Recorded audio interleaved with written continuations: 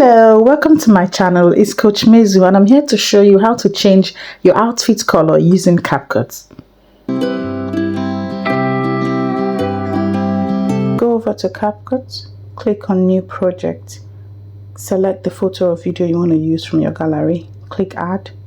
Now we're going to divide them into sections according to the number of, depending on the number of colors you want to use.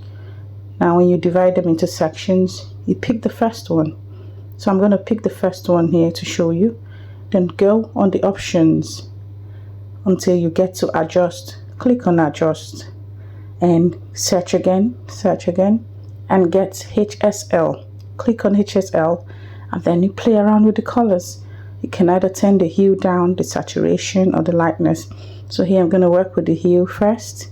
So you see the way it goes. The more you turn it, the more the colors are changing. That's the first one. So I'm going to go ahead and do the second one, just like I did before. Search, adjust, click on it, search HSL, click on it, and then turn down the colors. Just play around with it. You see, here I've got another color. I'm going to do the third one now. Click on it. The same process, you keep repeating it till you get the number of colors that you want. So that is it, guys.